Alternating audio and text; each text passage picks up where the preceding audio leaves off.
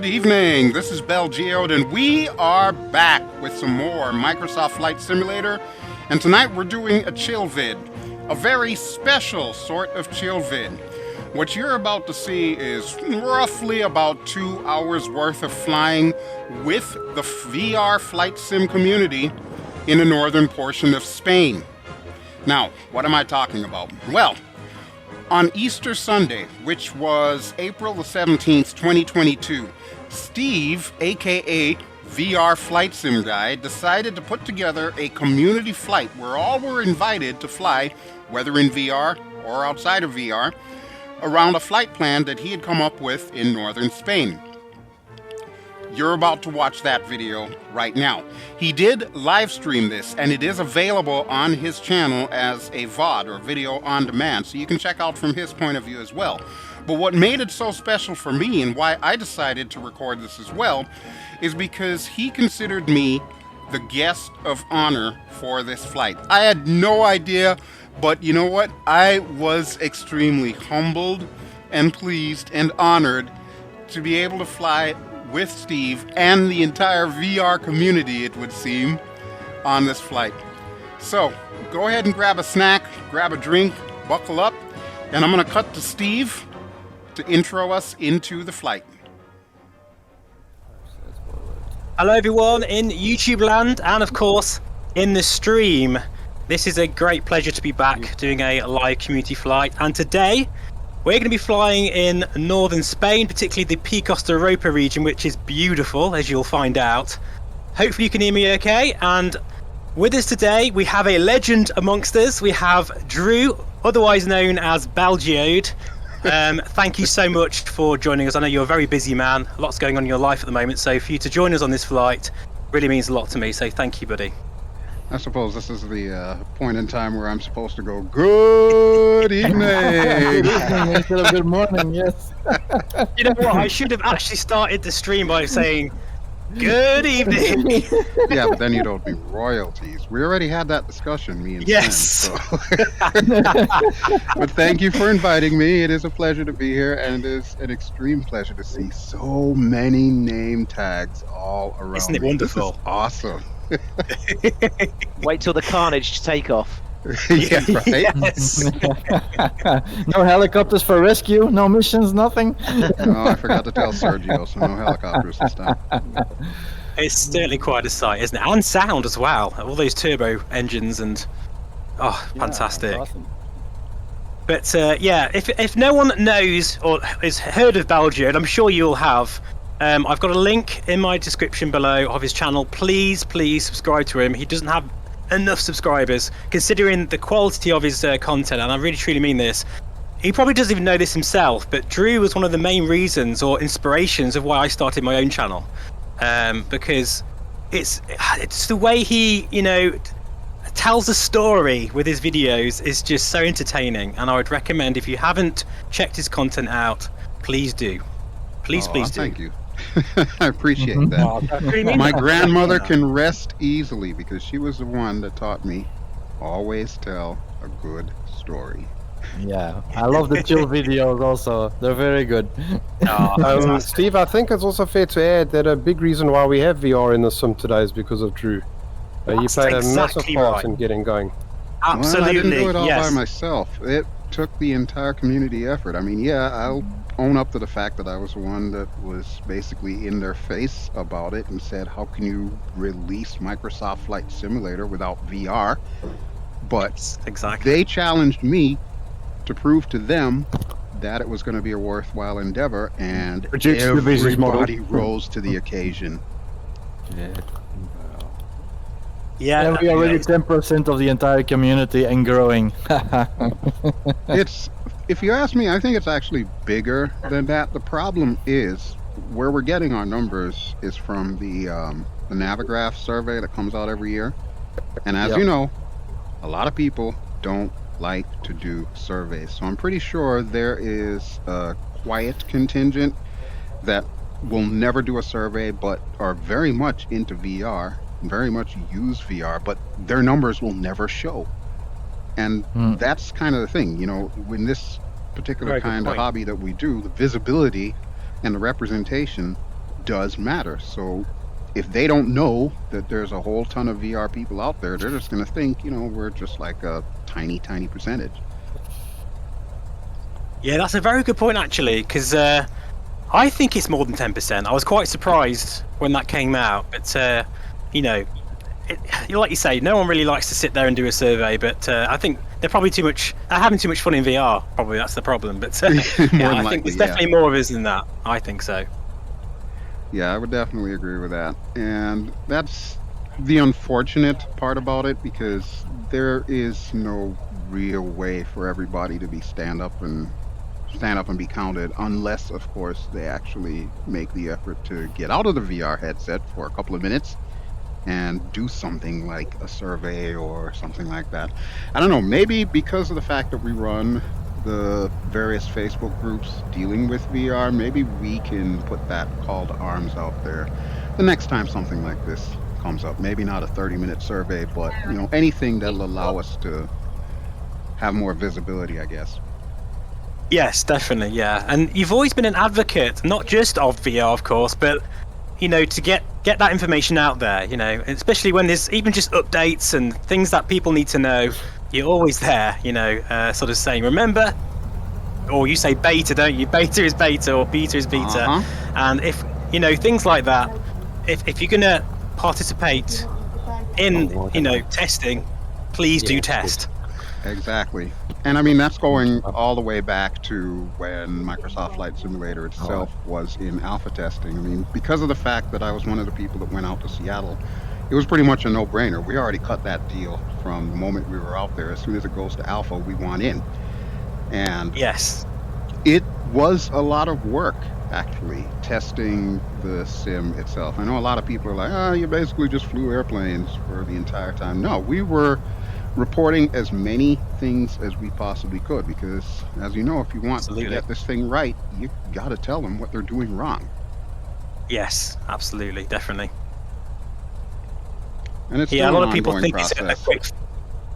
It is, and I mean, really, would you say this sim's still quite, young, and it's quite early in its infancy? Obviously, it's been out for a while now, but considering the complexity of what they're trying to achieve here, I think there's still a ways to go, obviously. But in terms of its development, it's still early on in its. It's a 10-year project at the end of the day. Yeah. So I was just going to say, a year and a half, Steve.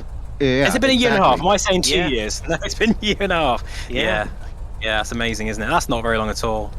And that's the thing, the whole 10-year plan, a lot of people take that to mean the sim will not be ready until 10 years. And that couldn't be further from the truth. What they're doing is, yes, it will have all of the features, obviously long before then. But the plan is to evolve it so that way it remains current and it remains relevant. This is all stuff that, I've discussed with the developers themselves in the past. They don't want this to become a stagnant sim the way that FSX did. And obviously, none of them at this point in time plan on ever having, Microsoft dump the title or anything like that. Of course, we don't know what the future may bring. But one thing that we do know, as long as they are still on the job, as long as they are still sticking to, their 10-year plan, we can probably expect to see a lot of really good things come out of this sim over the next few years. But it's in a really good place right now, and it only seems to get better. If you notice, each update that we have, we're having less and less critical issues that, of course, got the community up in arms over the last few months or years. It's certainly getting there now, isn't it? Like, it was almost like, 3 steps forward, 2 steps back, and it was kind of like, come on, Asobo, just these simple little bugs, please get them sorted out. And of course, if you think about the amount of code that's in this, it's quite scary to think that those little things are going to slip through. But I just hope that they can really make that process a bit more robust, particularly whilst, they're having a public beta now, which is obviously going to help, so long as people do their job and, see it as a beta. The whole concept of the beta test, you would have thought that they would have, gotten that from the get-go, because, I mean, how long was this thing in alpha testing? But it actually took for the community to, again, stand up and be counted. We wanted there to be a beta test because we were tired of every single update there being so many critical issues that should not have been missed if they would have actually had a fair amount of time where people could have tested and reported. You see, guys, Drew, he knows his stuff. It's so good to have him here today. It really is. I just love your insight on all this as well. Look at this. Look at us all. Right, should we get this? Should we get cracking with this then? I can already smell the aviation fuel. I know. I'm starting to. Oh God, I can smell it. It's a fantastic smell. Right, let's go then. I think whoever's in front. I think is that you, Sven? Can't tell. Yep. Right, crack on. It would happen to be Sven. Okay. It breaks down, throttles up. That's it. Yes. I'm gonna taxi at 85. Oh, looks like my Kodiak has a bit more oomph off the line in your 414. I'm going to go straight through your aircraft, Sven. Yeah, but I obey the limits of the engine, huh? Look at that mass stampede. Cleared for takeoff runway. Look at that. That is With track impressive. flaps. And then it's left for the flight path. A sea of nameplates. Hilarious. ATC just told me I wasn't clear to takeoff. They'll get fed up in a minute. Can you imagine it? Wow. Wowza. That's incredible. I know, exactly. Wow, indeed. Quite a breathtaking view, especially in VR as well, seeing all those aircraft take off. Alright, I'm going to be tail end Charlie here, so I'm rolling down 2-9 right now. Now, hopefully this scenery, well, it's quite varied, the Picos region, actually. So you should see, you know, sandy beaches, beautiful alpine-style mountains, you know, vast plains. And we've got a few different sort of airports that if you feel daring enough, there's a few really ridiculously small ones as well if you want to try a landing on them. But they're not for the faint-hearted, I'll tell you that. I think that challenge is going to be accepted. Yeah, sounds good to Landing me. lights and taxi lights off, ready to go. Excellent. Oh, there's a beautiful city off to the right, too. Boy, this is nice scenery, man. Santander. Santander? Yeah. This is an area that I've never flown before in any flight sim, so I love stuff like this because this gets me to pay attention to parts of the world that I otherwise would not know about. Well, this is kind of my intention because I don't think many people know of the Picos region, strangely, because even though it's Spain, it's sort of like a hidden gem of an area. And I did go here about, what was it, 2 years ago, 3 years, just before COVID hit, on the bike. And the first thing I did when I got home, of course, was fly, you know, around in the sim. And of course, then I think it was X-plane, and like ortho imagery was all right, but it was nothing like this. This is exactly what it looks like. It's done a fantastic job. Yeah, this is next level there. The first thing that comes to me, Steve, is notice how green it is. I mean, southern Spain's quite arid, isn't it? Exactly. It's quite dry. Absolutely. Yeah. Yeah. You wouldn't expect. There's so many different colours on this particular flight plan we're going to do today. There's so many different variations of colour. It's fantastic. What do you recommend as flying height, Steve? 1500? Yeah, Well, actually, yeah, I recommend about 2,000, 2,500 tops at the moment, but then after we reach the first waypoint, we'll need to start climbing up to around 8,000 feet, but just do it gradually, because the mountains kind of, they start to raise, you know, very gradual. I think the tops of those mountains are around 9,500, 10,000 feet, but there's plenty of room either side, so. All right. The RB7's a great little aircraft for VR. Yeah. I'm slowing down to 150 knots because this bird is wicked fast. All I do know is the tourists are going to get a fright when we come through to El Capricho Villa. Start bombarding him there. We can fly on. What time of day and weather people got set? Live. I've got live weather, live time. It's all right. Yeah, me too. Weather's good. Is it really? That's interesting. I suppose, well, I'm not sure be too surprised. It is Spain after all, but in fact, actually, the best time to go to this region, the Picos de Europa region, is October, because there's no one around. All the tourists have gone home, and it's around sort of 20 degrees, 18 to 20 degrees, perfect temperature. I did the crash to desktop. Damn it. Oh no. Oh, Sven, really? Damn it. Oh, Sven. I'm gonna say that was. I thought you Long got those time issues ago. sorted out. I'm in beta 3, so Yeah, I've had a few actually. I've had a few CTDs lately. yeah. Sad to hear that. Yeah, I've had a Close C down to do. V7 freeware, so I don't know. Yeah, I've had C to do when I switched to VR. I recognise that voice. Is that Mike? It is. How you doing? You're right. Thanks very much. I'm fine, mate. I've got to be. I've just ordered a new motorbike, so I've got to be all right. Oh, fantastic! What's coming? Come on then. What you got? What is it? What is it? It's a BMW R1250 RT LE. Oh, beautiful! Yeah. Very, very nice. Is that the new one with the LED lights on the front? Yeah, that's the one. Yeah, that's the one. Yeah, very, very nice. I had it for a test ride for 48 hours, which was very, very good. I know it was fatal. It was really good. It's unbelievable. Oh, do you know, I've been looking at getting a Beamer again.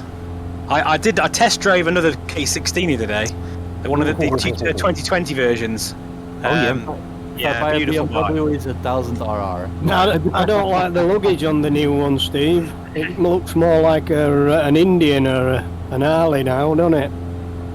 Yes, I agree with that. Well, there's the bagger variant, isn't there, as well, which looks... Yeah, it's not my cup of tea, personally. No, me too. Engine on the K1600 is super smooth. Oh, it's It's beautiful. ridiculous. It's so Beautiful. silky smooth. It really is. It's heavy just no vibration at all anyway in the rev range. No. And keep on going. Whatever gear you are in, you punch that throttle, it goes. Yeah. I remember the RT. Do you remember the RT boxes? Used to, when you sat at traffic lights and you just revved it, used to swing from side to side. You don't get any of that on the new boxes. It's amazing how they balanced it. Oh, the torque reaction. Yeah. Yeah, that's been a complaint. Well, ever since it was a thing. Boxer twins have been made. Yeah, exactly. Yeah, pretty much. Yeah, I had the K1300. That was nice. You know, in many ways, the K1300 is the better bike. Really, I think it's more reliable than the K16. In my It's opinion. lighter and it goes just as well. Yeah, That's it's the one I sportier. had for many years until I crashed it. Now that is a surprise again. Yeah, it was not my fault. A black lady came from a fuel station, ignoring all the traffic rules, and I was in my right of way, but it was a write-off, so too bad. I guess you ride how you fly, then, Sven. No I'm just gonna game slow without down a bit pain. here. Where are we landing? Here's amazing. Airport, no? Wow, I'm laughing already because the first airfield, if you want to call it that, or airstrip, or just bit of grass, whatever, is Lima Echo Charlie Whiskey, I think. But good luck on that one. Literally, it's on the edge of a mountainside, and it's so short. The runway, well, it's not really a runway; it's just a piece of dirt. Yeah, So- I had to look for it, but I couldn't find it. I was circling like 3-4 times. I was like, I don't see any strip. So are we going to try it or what? Well, I managed it in the Kodiak. I did manage it, but I wasn't recording. So obviously, if I try it this time round, I'm probably going to crash. But feel free. You know how it goes. Murphy's Law, whenever you're recording, that's when everything will go wrong. So true. Why is that? I have no idea. That's just the way Whoever it gets a is. successful 3-point landing wins Steve's Pimax. How about that? Yes, We're getting close to the villa now. I love it. Brilliant. That's why I am in X-Cup. I was testing it, and this was the only plane I could do. So what, this El Caprico villa, what's special about this villa? Well, I've no idea. It just looked nice. Well, the one thing I think it was designed That's good by enough for me. Antoni Gaudi. It's quite a famous designer. So that's the one thing, and I think it was in the 1800s that it was designed. It's a beautiful building. That's Okay. all right. I'm just going to go Dan, have a look. top of it. Yeah, there is someone I can't that find it. stayed there that did message me. Said they'd be on the live stream. So if you are here, please do let me know what it was like to stay there, or to experience that. But Just just going to I'm go going to do an orbit around it. I never stayed in Gaudi's house. It was in the area in Camillas. That's where we're just Sorry, now. gotcha. But yeah, it's a beautiful building. That coastline is so gorgeous. They've done an amazing Yeah. job with the masking there and the mesh. Yeah, Pretty just seeing all these nice little everything beaches here everywhere. It's quite is- nice. Yeah. Does the water really look this nice? Yeah. Oh yeah. Yeah. If not better actually than this. Oh, wow. Has anyone found the villa yet? I'm struggling Yes. to find it. No, I haven't I seen found it yesterday. Blown over it. Yeah, I couldn't see I'm it. gonna Now, once we sort of head inland, you want to be sort of just starting to ascend a little bit, perhaps just about 1,000 feet per minute, or even less than that, just gradual. Because the next waypoint, as I say, that's the airfield. I'm But, back. Oh, hello. Back. I didn't know you'd left. Ah, that's me, Sparky. Come and get. I'm not even going to ask why you were gone. It's so weird. The moment Sparky's then crashed out, my game started running smoother. Yeah, I'm a big system hog. Totally stealing your systems. 275 Alpha Golf Bravo. Well, thanks guys for coming and joining today. I do really appreciate it. It's been a while since I've done one of these as well, so I wasn't sure if anyone was going to turn up, but no, fantastic. Are you kidding me? That's pretty much the only thing that people have been asking for the last few weeks. Has been a group flight. Almost Yes. every group that I am in, everyone's like, hey, when are you guys doing group flights? Do you guys ever do group flights? Yeah. We I do always need to do forget more. how much I enjoy it until I do it again. You know, it's just a fantastic way of spending a Sunday afternoon or evening. It is. It definitely is. Wow. I'm just looking at Uzu there and his RV14 in close formation. Very nice. Very, very nice indeed. I just see a couple of names in front Anybody of else me. have issues on the RV7 freeway with losing avionics? Negative. Okay. But I can tell you though, Steve, is I nearly displayed my spin characteristics while I was orbiting the villa now. That was nice. That was a good. At some point you'll have to sort of show me a spin. If you can just maybe pull up alongside me and I'll just watch. And you know, it's only particular because, you know, I think with any aircraft generally to get it to spin is the best way to do it is to kick the rudder in just as you're about to stall. But I guess every aircraft's different in the way it behaves, and of course you're a real world pilot, so you'll know more than me.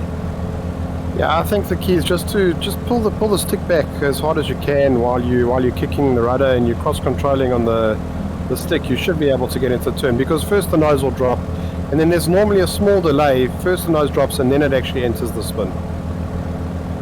Yeah, I tried all that, but it just didn't seem to want to know.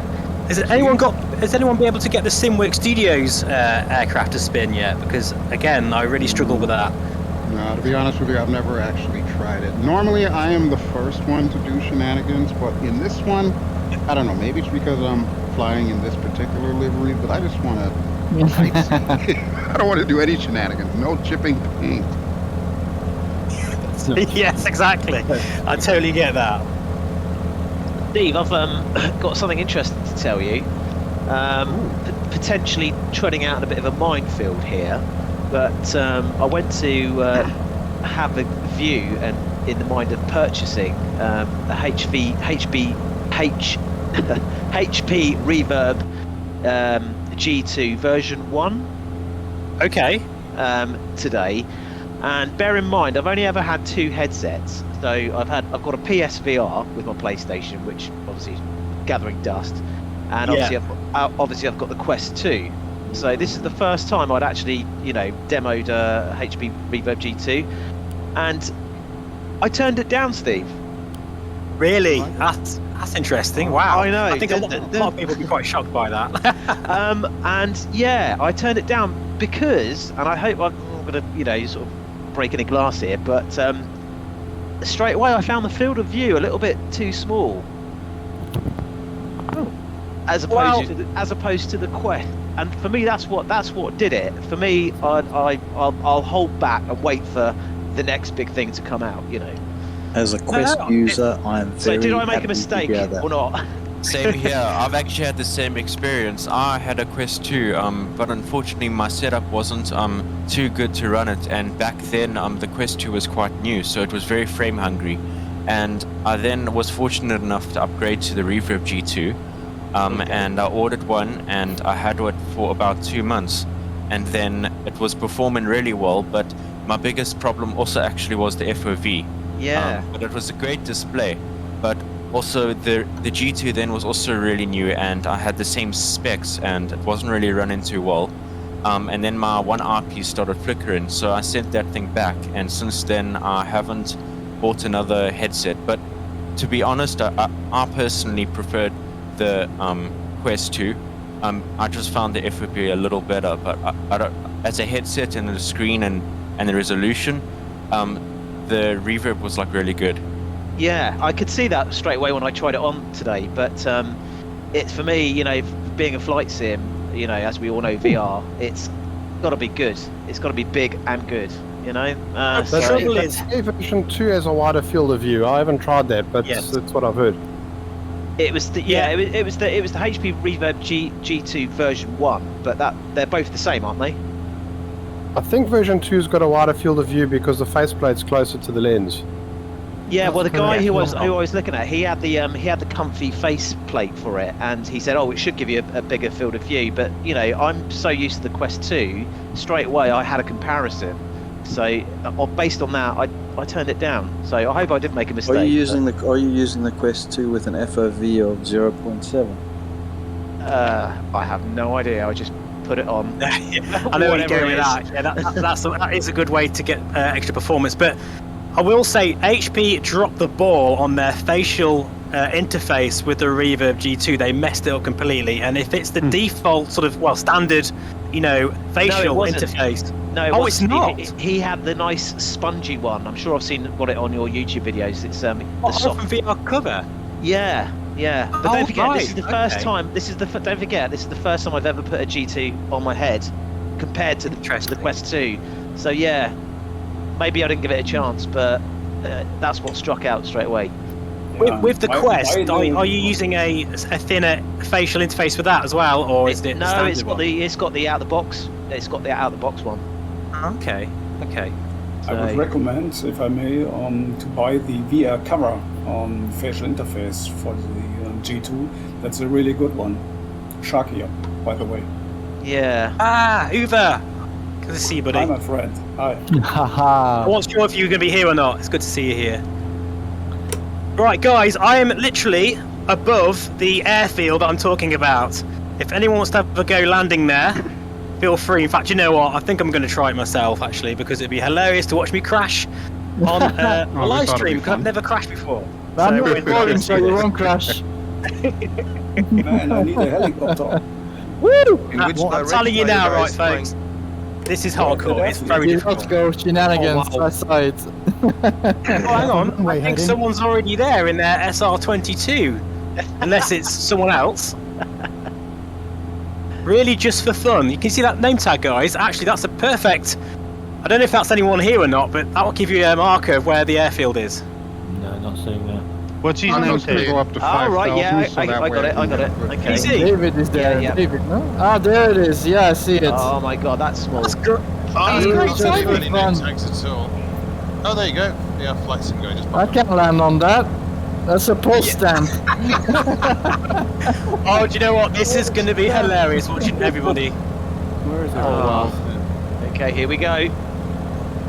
I think already I'm too high and too fast, so I'm going to have to sidle it. Gear down, flaps down, everything down.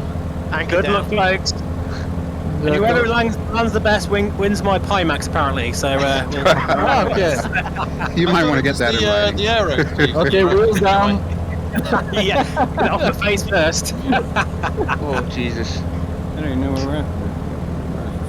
Oh, wow. I see you now. You are not kidding. Martin's falling down this slope. Too busy looking at the people. Maybe down here you'll find a box of Pimax. It is absolutely crazy, this is. I do apologise for adding this to the flight plan. But why not? I think it's wonderful. It's fantastic. Nailed it. We need to do this more Stop! often. I need to stop. Oh, God. Oh, Actually made it. Nice one. That is a miracle. Slope. So there's no need to go inside the airdown. If you don't roll back once you hit the Oh, no, I brakes. cannot do that. Oh wow. That's fair. I just saw that. Oh no! I was still doing 140. I just saw you at the corner of my eye go around. That was hilarious. Oh no, I'm dropping. No. Look at him coming in like a flock of seagulls.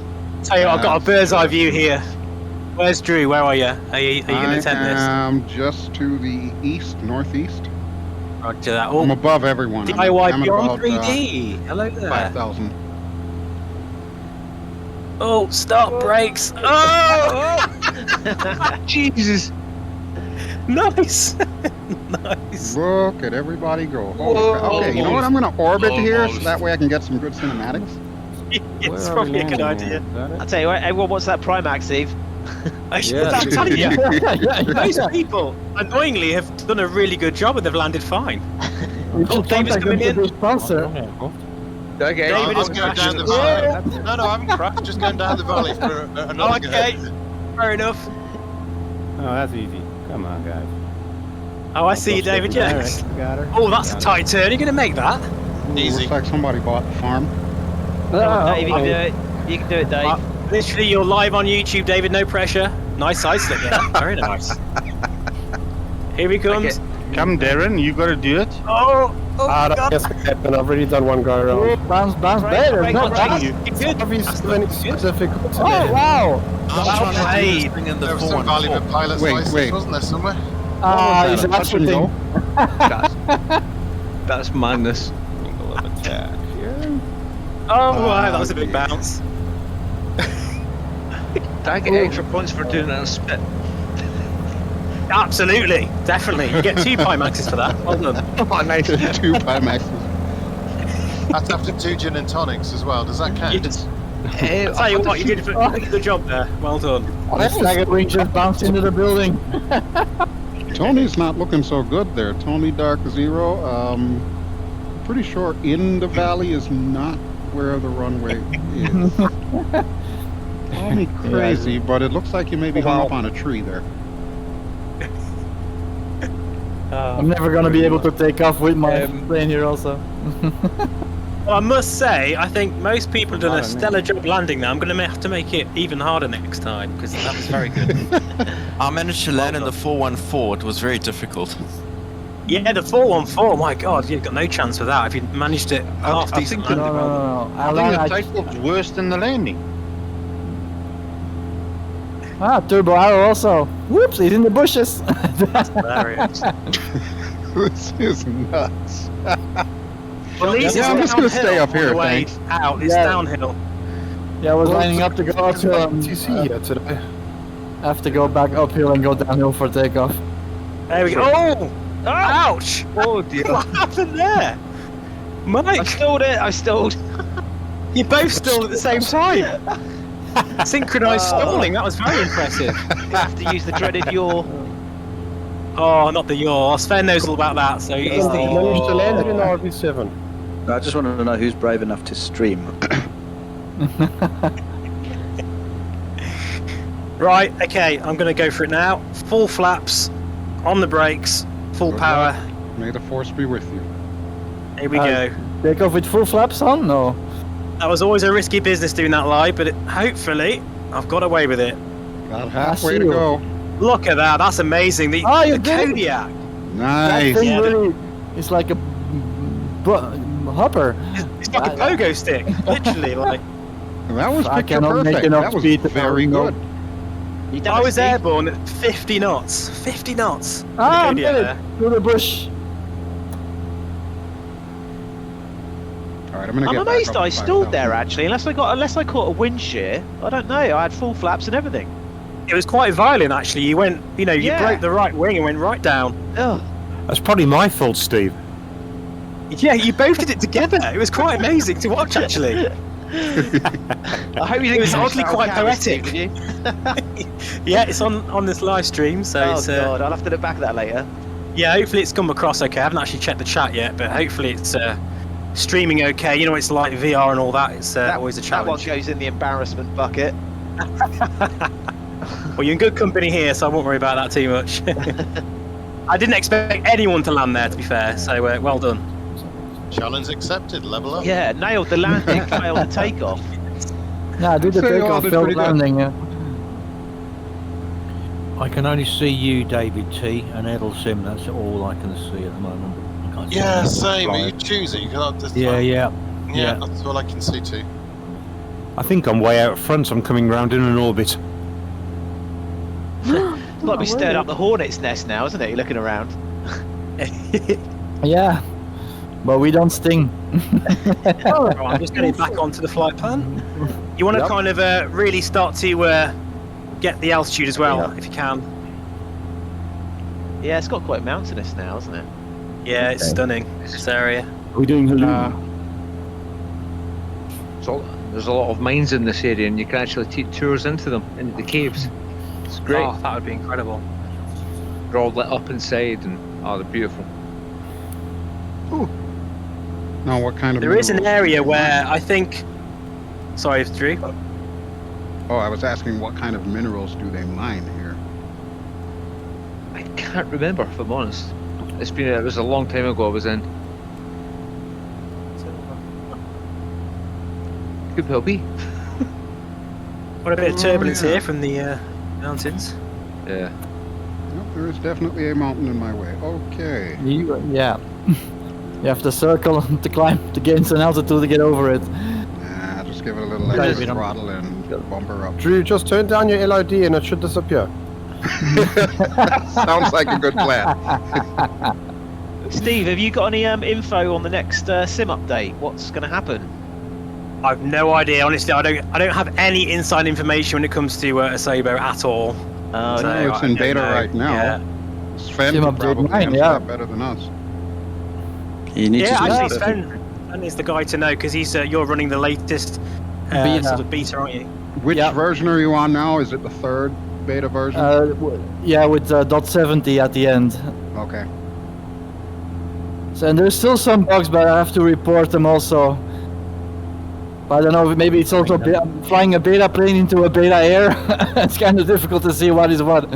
Is it just the sim update, or are they adding anything new, any new content or anything? No new content, just sim updates. Well, if I remember correctly, when they had originally talked about Sim Update 9, it was basically supposed to be bug squishing for a lot of the default aircraft and, of course, you know, like the flight models that it comes with. Yeah. So I don't really think we're going to be getting a lot of content. Maybe they might throw in, like, you know, one of local legends or whatever it is that marketing says they need to sell more of. Yeah, a lot of improvements on the F-15 and the Cessna 172 with the new dynamics. Yeah, that's always a bugbear of mine. I thought the F-18 flies awfully, actually. It's You hit the nail on the head there, Drew, with what you said, though. Like, you know, it is all about that pressure, isn't it, of what they want to do, their passion for the sim, but also what the pen pushers are telling them to put out as well. A lot of people don't realize that is a major reason why, at least with the first few updates, there were so many things that upset the community. Because here you've got the developers basically caught in the middle between what the community wants, which of course is what they want to do. Because you got to remember, these guys fly the sim as well. They don't just, you know, punch in lines of code. These are guys that are flying multiplayer like anyone else. But they still have to kind of bow down to whatever marketing says. On an Xbox platform. Yeah, and that's the WASM, the sandbox. That's the issue, though. For the more complicated planes like the F-35, the Concorde, they're dealing with that sandbox issue for Xbox.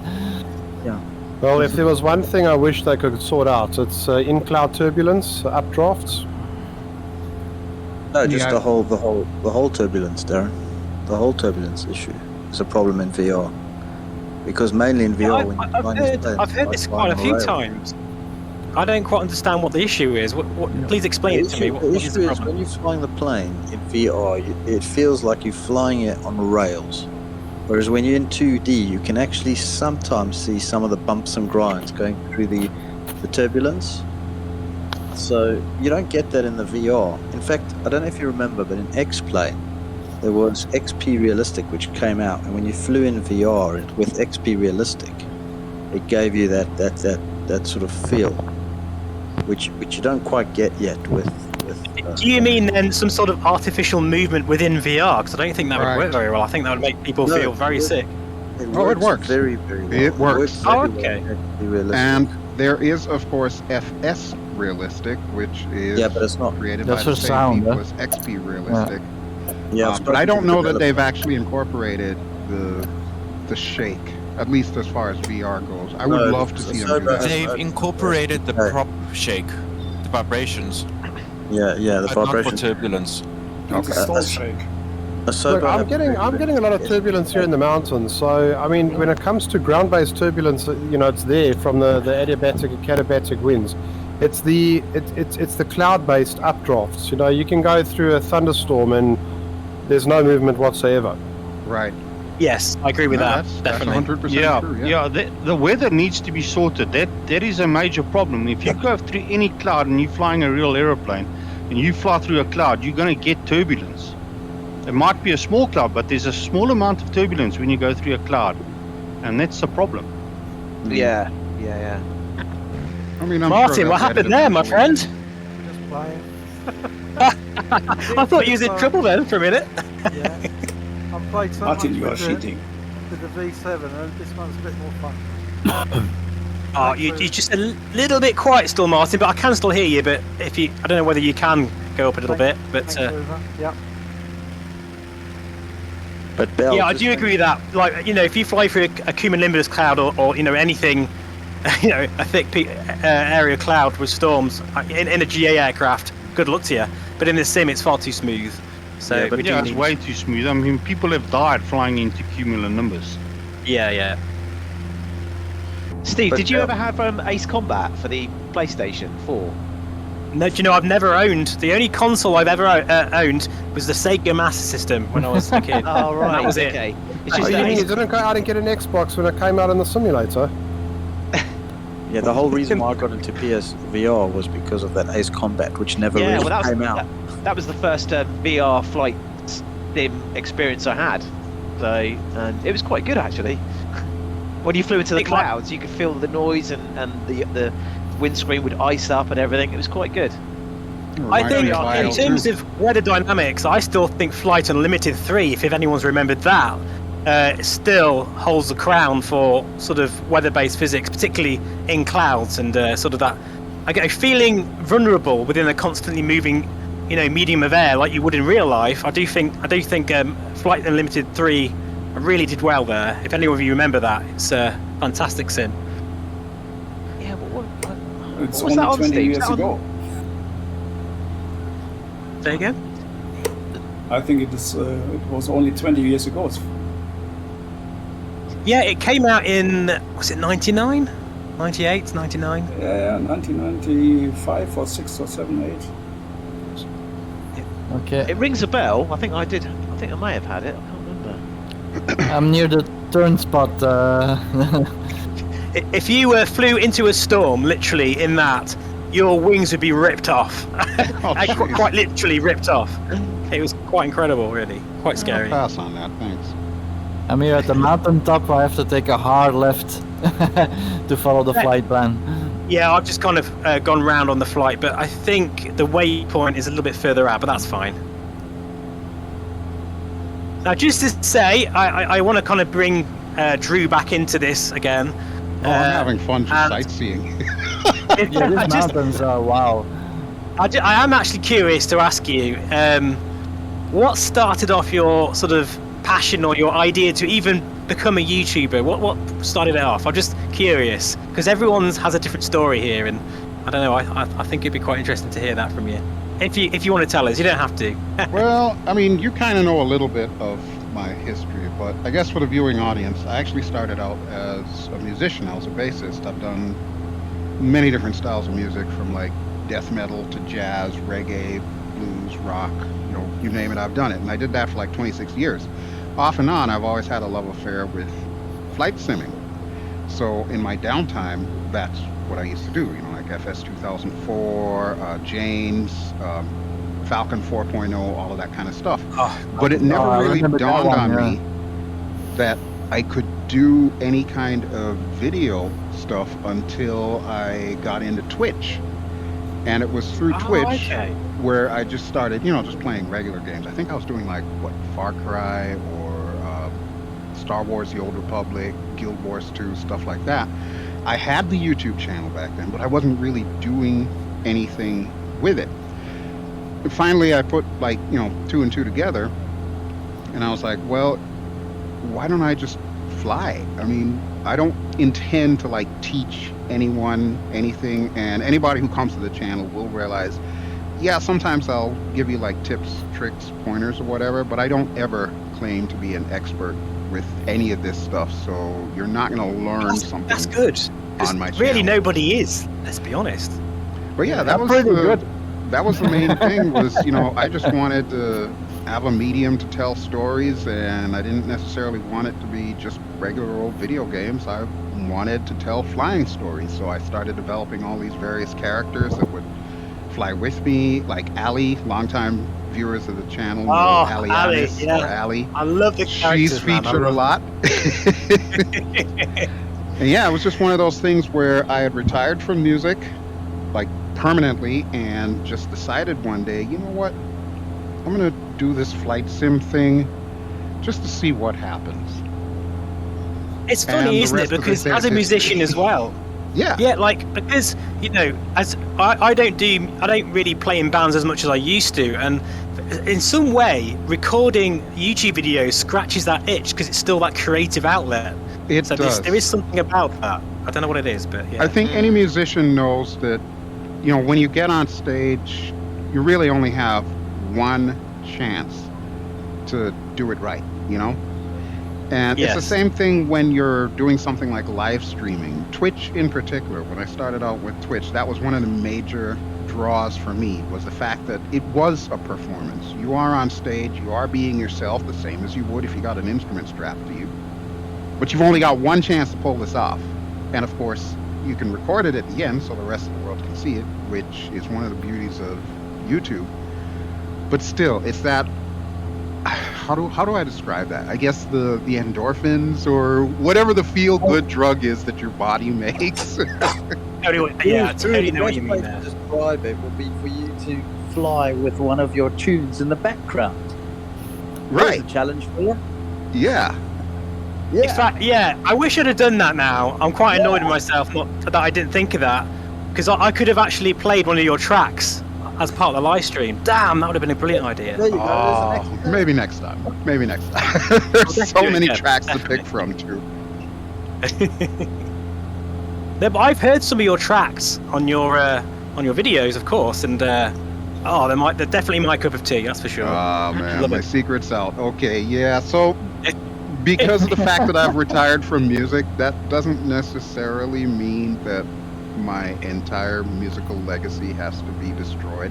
So yes, of course not. Every now and then you will hear a song that I wrote or co-wrote, in the case of some of the bands, in some of my videos, and it's kind of like my sneaky way of letting the music live on without having to play it again. We'll play as well, and with BelGeode's channel, Drew,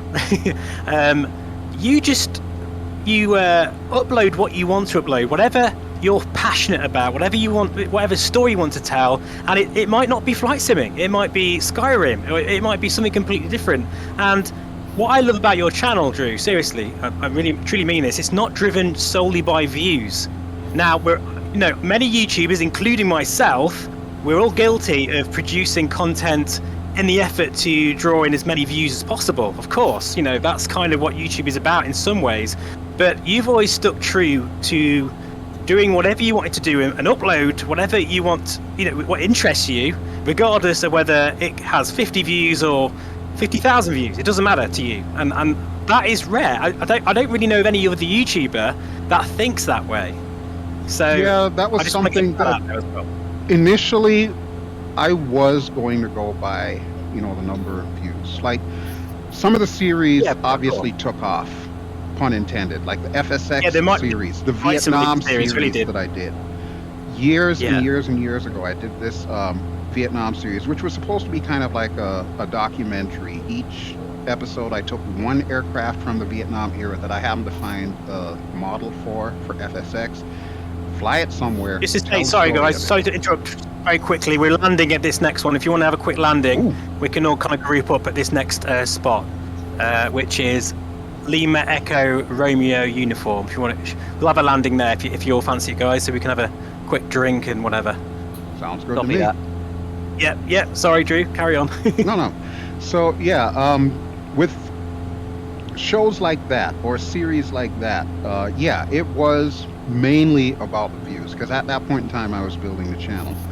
But I also used to do, like little side stories. Like the Skyrim thing is not a new thing on my channel. The only thing that's new about Skyrim is the fact that I'm doing it in VR. But if you look through the history of the channel, you'll see there's always been a Skyrim mini-series or something like that. And I like to do, stuff like that because, number one, it's a break for me. A lot of people don't realize how much work goes into doing flight sim videos, and especially the military-based flight sim videos, DCS, or even Arma 3, if you want to count that as a flight sim. It's a tremendous amount of work just to do the mission and get everything done right. So in those cases, I'm not really doing it for the views. I'm doing it because I created this mission. I want to fly this mission, and I want to, tell an entertaining story with the mission. And my rule has always been the same. Whatever happens when the cameras are rolling is canon. I think that's because crashing, of that. That's it. Yeah, because of obviously there's certain elements that you want to script and obviously rehearse and work on, but it comes across very organic, because at the end of the day, whatever happens on that mission, you keep it all in. You don't redo it. If something goes wrong, you keep it in, and I love that honesty. There's so many channels out there that do everything perfectly all the time, and I find that synthetic. I find it just not very relatable. So you gotta have the mistakes, because you've got to have a way to connect with your audience. You're not a machine, a robot, or anything. You're a human being, and like any human being, sometimes you don't have the best judgment. We all know that. Yes. Especially as musicians, if you're on stage and you flub a note, you keep going. There's no time to stop and beat yourself up or redo the entire song. No, you just keep on going, and that's the beauty of it. I always call it jazz. It's just a bit of jazz. That's what it is. Exactly. Yeah. That's what makes it live. Absolutely, yeah, too right. No, it's cool. Very cool. I think it's that ethos you have is why the channel is so entertaining to watch, because it comes across, as I say, very organic, very, very genuine. And I look at it the exact same way as I did with music, and even prior to music, when I was doing art, like we're talking way back now, the college days, before I actually got into the whole heavy metal scene, and of course the rest, as they say, is history.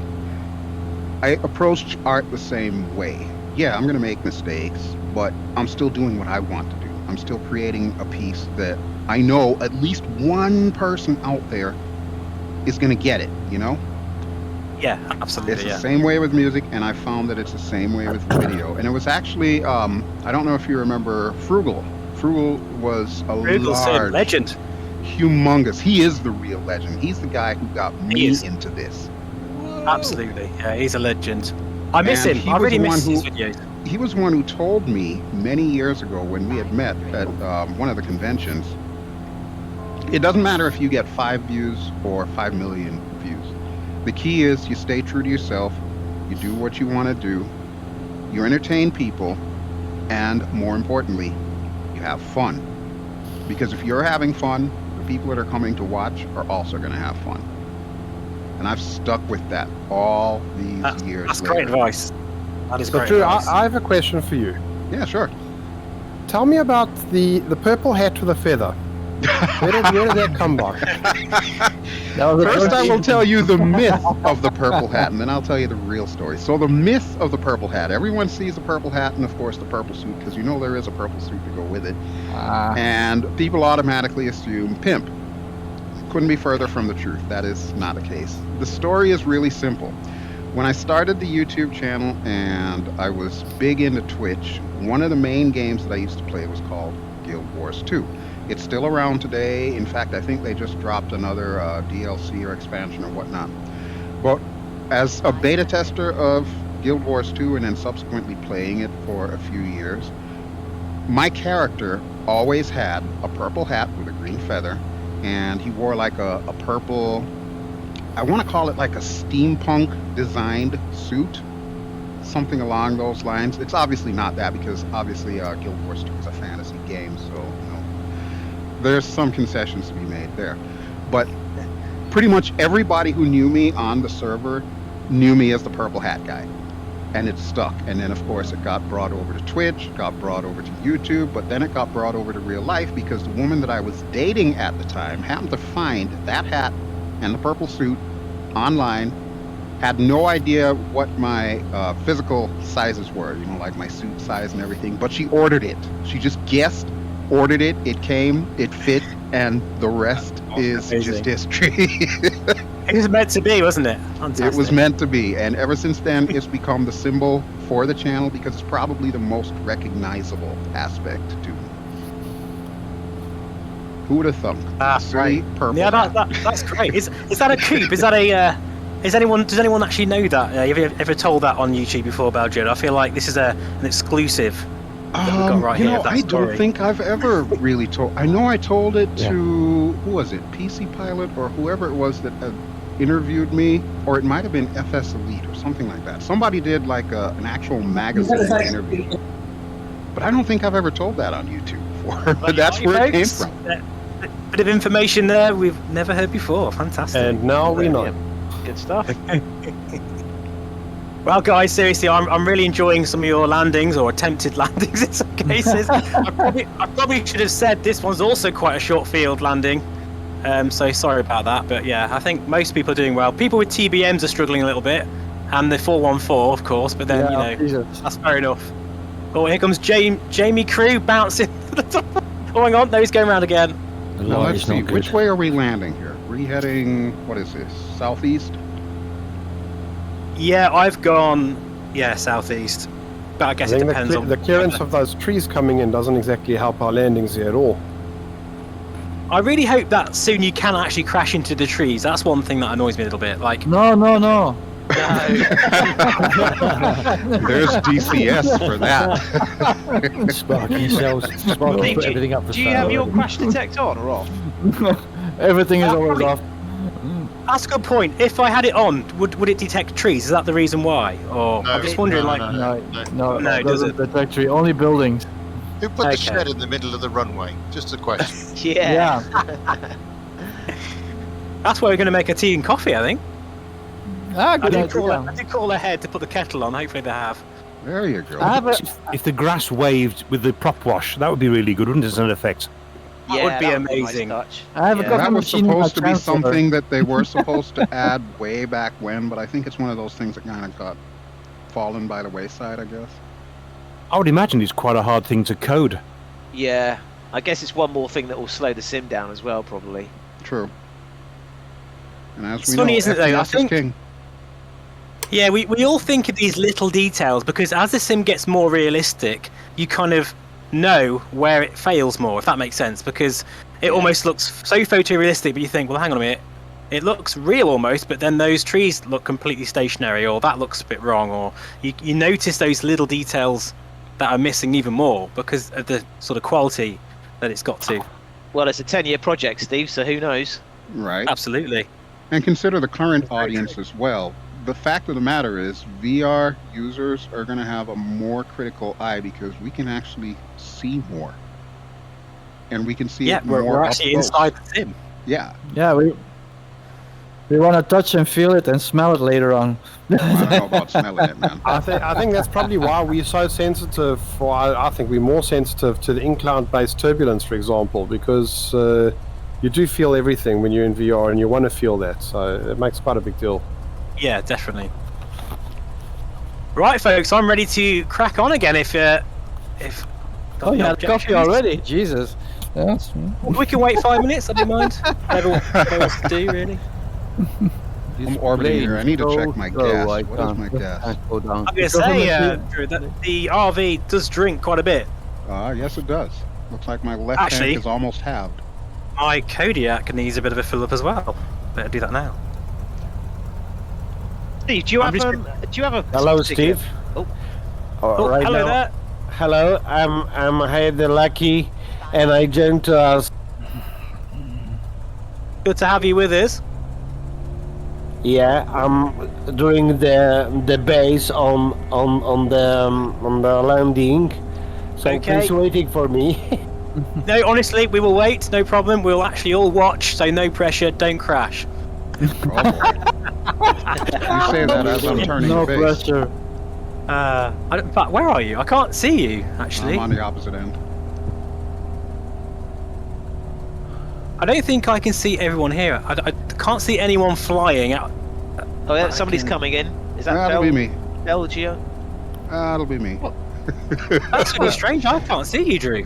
Don't ask me how the heck I'm going to pull this off, but yeah, it's about to be a thing. Good luck. Well, Drew, you do have an audience. It will be a story now. Luckily though, you can't. I can't RV see you on also. my stream. So if you do crash, no one's going to see it. Yeah, it's about to be a touch and go. Oh, he's coming in a bit hot. Oh, It's a touch and go. it's go around. Okay, guys, go on. I will be joined to us. I wish I could see you. I'm guessing Very that's strange. not the direction the prevailing winds are. I think multiplayer is still limited to 30 aircraft, if I'm not mistaken. That's probably why we can't see him, some of us. That's why. Yeah, like 30 That is why, 32, something I like thought that. Mark said it was 50, wasn't it? It Not draws true, yeah. 50 the Yeah. closest place to you. Madrid Center, November 7th. He's got a special version, Mark, because he's such a legend. So he can have 50 players. 3,800 feet. He's a gold member. Flight following. Yes, he is. Yes. Carrot, Yeah, I was quite we don't surprised need to hear that flight about the G2. But have you still got the G2 at the moment to try, or is that it? Whether you can sort of play around with it a little bit. Oh, me, Steve. Yeah, sorry, yeah. No, I drove up to over to the New Forest today. Okay. The demo here. I mean, I drove to the guy's house because I said, look, I'll come and have a look at it. I don't want to waste your time, sort of thing. And yeah, just yeah. So, I think if the field of view is the only thing that annoyed you about it, then the V2 version will absolutely solve that for you, because the field of view on the newer faceplate is a massive difference, actually, compared to the compared to the stock interface. yeah. The one you were using is probably better, but it'll still be an improvement, because even the VR cover, facial interface, which is still not as good as It the. wasn't just that, Steve. It was also the other caveat was it's like obviously the G2 you've got to plug everything in. Yes, and, it's more temperamental with the and I've I've really fallen in love with the Airlink. That's quite nice, It is. So it swings and roundabouts, really. Yeah, that's fair enough. About the guy who's sorry, I don't know your name. The guy who tested out the G2 in the New Forest. Cripsy77, yep. Cripsy77. Hi, it's Pete. Just a question for you. What GPU are you using? I've nothing special. I've got an i7 10700K, so it's okay. It's good enough. And the graphics card? I've got a 3080. You got a 3080. Okay. Yeah. And did you try the G2 on your system, or just try it out? No. I'm sure if I got it back here, it would run great. But for me, the caveat was just the field of view. It was a bit too boxy. Okay, and then I've got another question for you. As a Quest 2 user, because I'm a Quest 2 user myself. Yep. What were your views on the clarity between the two? Because I've heard conflicting. Absolutely. The G2, hands down, it had a lovely sharp picture. But for me, it's not about that necessarily. I want a big, open, wide view. Right. Okay. But I don't want the Pimax because I don't want a brick sat on my head. We're hoping the G3 is going to solve that if it ever comes out. Yeah, that's why I'm just going to wait. I'm just going to wait for now, see what comes down the line. Yeah, I think that's a good call. Steve will be reviewing it anyway, so we just wait and see what he says. That's pretty much Yeah, my I've got some go-to exciting there. stuff coming. I have got We'll some see what exciting stuff Steve coming that I says. can't talk about. I switched to the RV14 now also. with the BelGeode livery. Oh, thank you, sir. Thank you. I have to say they really surprised me with that livery. When they told me that they needed my logo and stuff like that, I'm like, okay, well, here we go. I had no idea that they were going to pull off what they pulled off. This is just incredible. I'm in love with this thing. I must confess, I haven't actually installed it, so I'm gutted. I can't see you as your actual livery, but they've done a fantastic job. It looks, so good. All of them look good. I saw Avangel's, and hers looks absolutely incredible. It made me laugh, because if they ever asked to do one of mine, I would actually say no, because my logo is like the shittest YouTube logo you've ever seen. It's so crap. Like, I would hate for it to be, on any aircraft. So just green and on the tail, it's nice. Yeah, just do a nice, colorful green livery. Put your logo in there. Mark it on everything. Don't get me wrong, I love green, but that logo on a plane, no. Yeah, I will wear it. Nothing much to mine then. Steve, just on a side note, you know your friends list in the flight sim multiplayer. The drop down box. You are the only one that doesn't have a logo on. I can see everyone else's, but I don't see what your logo is. I can see your logo. That's a good point. It's just a green block circle for me. Yours is the only one doesn't have anything in. It's just greyed out in the middle. Nothing at all. Is that because I'm supposed to do that manually and I haven't because I'm lazy? I don't know. I should say it is. I should say, like, most people have added their own logos in and stuff, but I just haven't bothered. Oh, right. So, yeah, I'll do that, actually. That will be my homework after the stream. But you want to put your logo in there. Right, folks, I think we should push on. Pushing on a bit, I think, maybe. I'm going to switch my tanks while I'm thinking about it. I think the next airfield we can do a touch and go at, that's not too far away from here. All right, ready when you are. We'll wait for the Stampede to head out first. Oh. And they're off.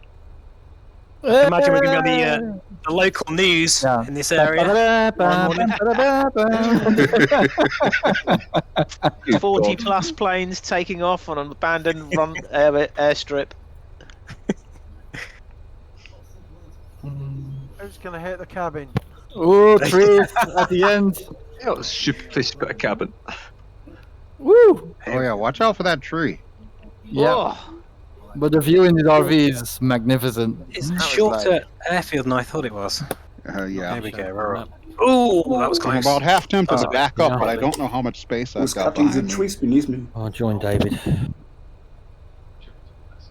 I'll try and fly with you, David. Oh, this thing is so slow compared to the Chancellor. Right, Duck's Peak has crashed. Duck's Peak has crashed in the mountains. He needs a rescue. Help! Yeah. Oh. What happened? We need to have Sergio on retainer here. Get some of those. Yes. Gotta use the magic yaw. Martin as well. Yeah. I'm not getting enough power. Oh dear. What are you doing? Cutting trees? Yeah, I think so. Government also, they're like, go in the woods. What are you doing there? There's no goal there. He's in his kitchen, cutting something. Come on, even Sven is in the air. Yeah. It's in the air. If Sven can do it, anyone can do it. There's no excuses. This Sven's made it. Slow mode in F4. I think there's a nice dam over here on this lake. I think it's a dam. I saw that, Steve, earlier, actually. Yeah. Oh, yeah. Is that below us now, Steve? I was going to say, Steve, it looks a bit sort of Peak District-y. Yes, it does. This area, yeah, definitely. And it is a surprise, as you say, it being so lush and green, and that's exactly what it looks like in real life, of course. I think that's why I was so impressed with this area, because you've got like the craggy rock faces like you'd expect to say the Dolomites. But yet you've got this like lush sort of countryside as well. So it's like, is this really Spain? But it's beautiful. Yeah. Just on that note, Steve, I'm super excited about the next world update because it's got Malta in, and oh yes, I have quite strong connections with that island. My mum's Maltese, and I've just booked my holiday there in August for Malta again. So yeah, looking forward to that one. I was actually going to suggest for the next live stream, if someone wants to kind of do the flight plan and maybe even do a tour, because I think from now on it'd be a good idea if anyone wants to kind of maybe take it in turns flying in someone's local area and someone's back garden, and then Malta's very small, Steve. It's a bit smaller than the Isle of Wight, so it doesn't take long to cover. I'll do it in ultralights or something.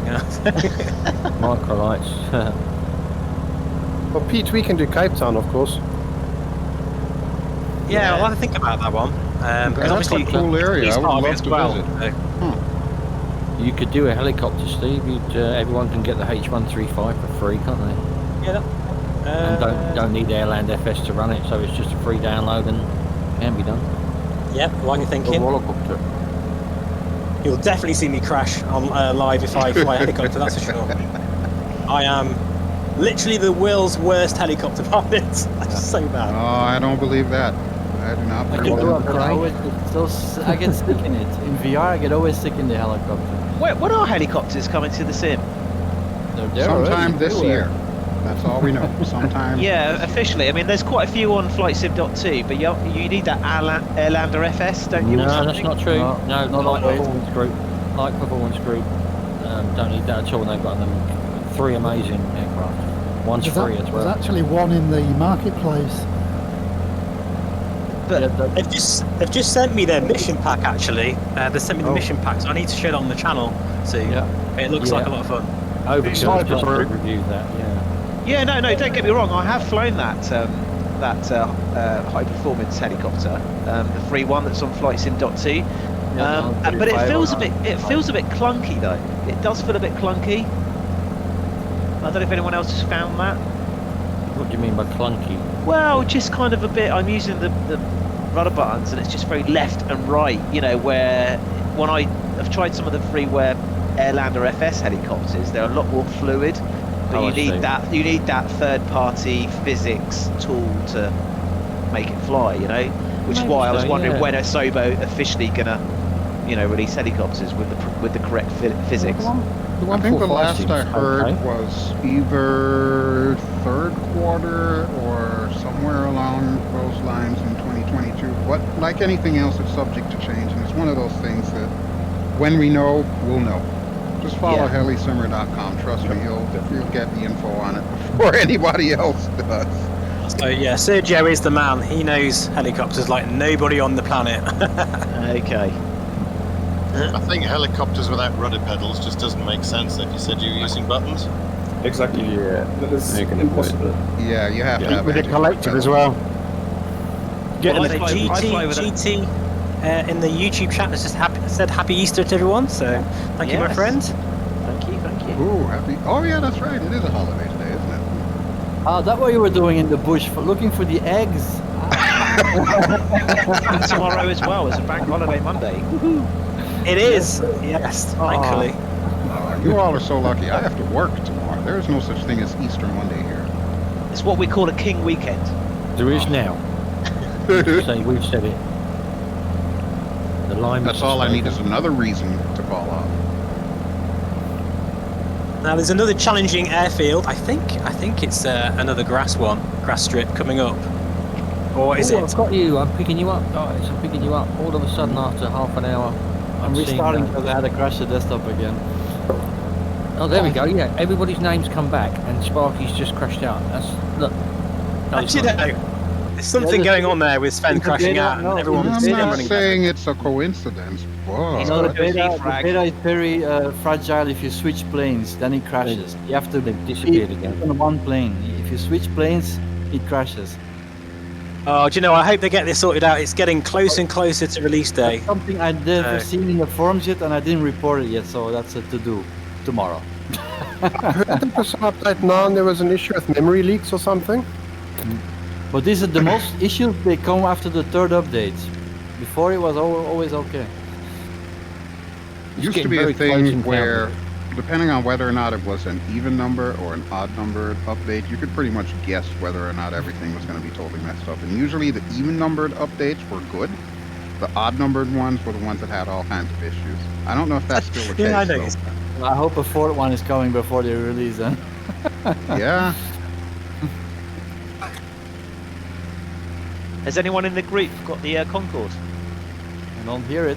Yeah, I've got it. I have not. I haven't shown on the channel, but I've got it. Yeah. Oh, okay. I've got it also, but there's not one flying between us. So. I can change my plane. Have you found it, Steve?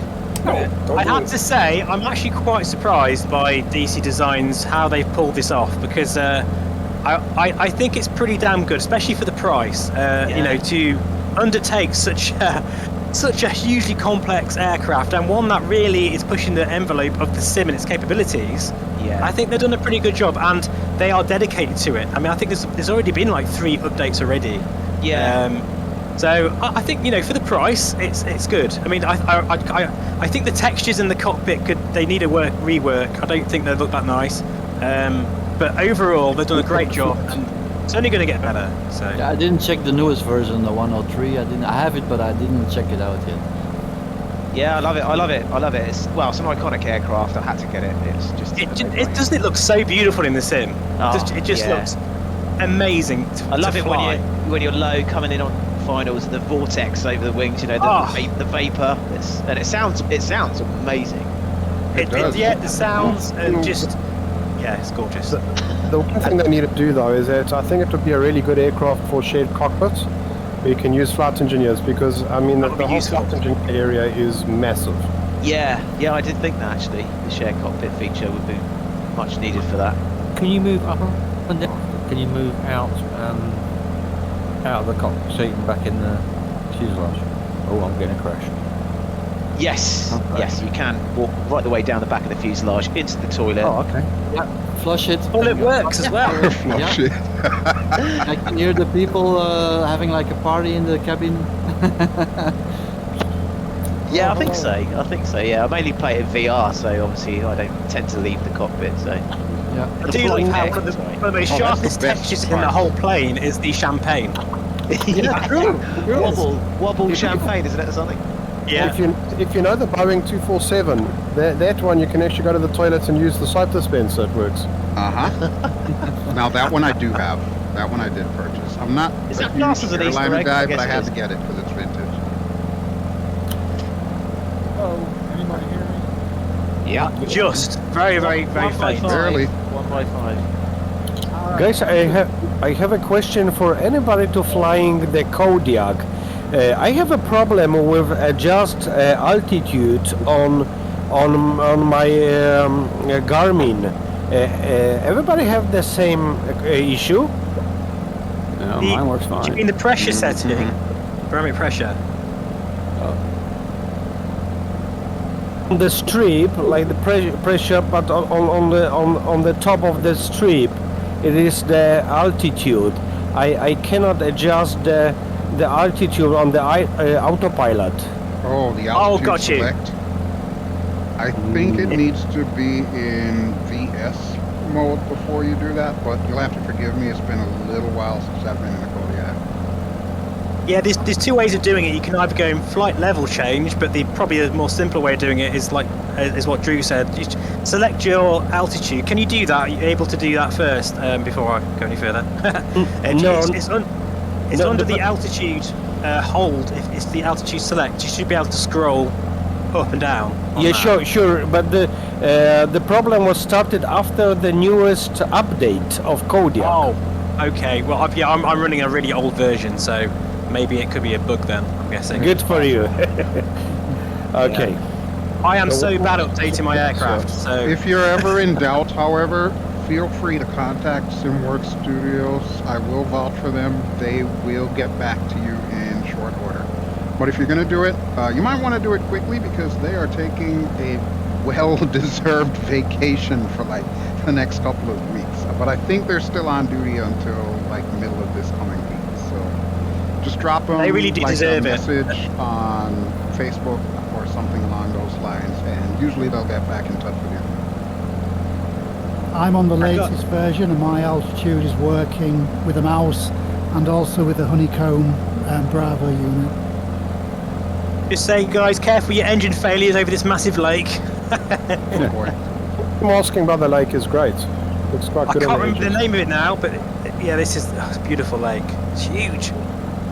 Well, while I'm on the subject, whenever I post a video that's supposed to be like a preview or something like that on any of these aircraft, if you have any issues or if you have any problems or questions for the developer, feel free to leave them as a comment.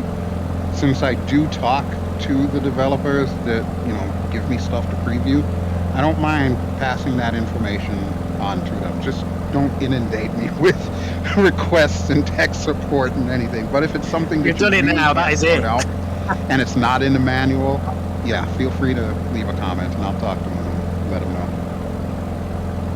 Talking of that, Drew, what is your sort of plans for any future content that you'll be able to give us? You got anything in the works? Any aircraft or anything really?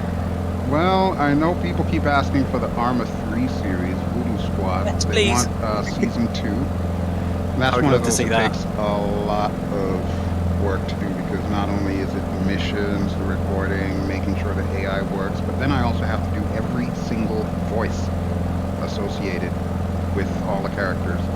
So that's going to take a while still, unfortunately. Sorry. Other than that, do you know what? When I watched your last one, it's like a feature-length film and all the characters. I just cannot imagine how long that was the it would idea. take. Yeah, fantastic. It was supposed to be basically like, I don't know, I guess a modern day version of a G.I. Joe type of thing without actually getting sued by Hasbro for copyright infringement. Other than that, the only other things are the usual things. So DCS, Microsoft Flight Simulator, X-Plane. I'm holding off on X-Plane until I get access to X-Plane 12. I do not yet Yes, have I've decided to access do the same thing X-Plane though. 12. But as soon as that comes into play, then yeah, you'll probably see more videos with that. Skyrim, well, all of the Skyrim VR series was recorded back in February, so you will more than likely see that every single Sunday until July. After that, depending on if I can find something else interesting, like an interesting mod to show off or whatever, I might do extra episodes or not. Failing that, I need to do some more IL2, and of course I need to get back in my DCS. But again, DCS is one of those where I've got to create the missions. So might take a little while, but I will get it done eventually. Isn't it great how IL2, I mean, it's such an incredible VR sim anyway, but now you're able to record it natively full screen mode. Thanks to that, by the way, Drew, because you helped me do that. Saying that. I keep saying that to all the other sims. You need to do it like IL2. Absolutely, because it if you're just gonna have looks us so showcase good. your sim, make it easy for us to showcase your sim.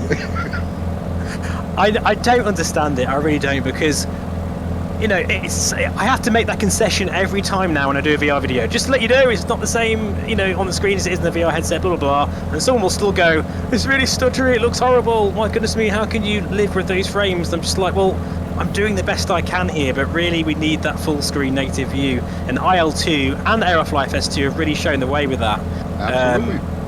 And I really should do more of it, to be fair, because it just looks so gorgeous. Everyone Steve, brace for wake turbulence. Sparky Spence coming through. Oh yeah, is that what that was? I was wondering what that was.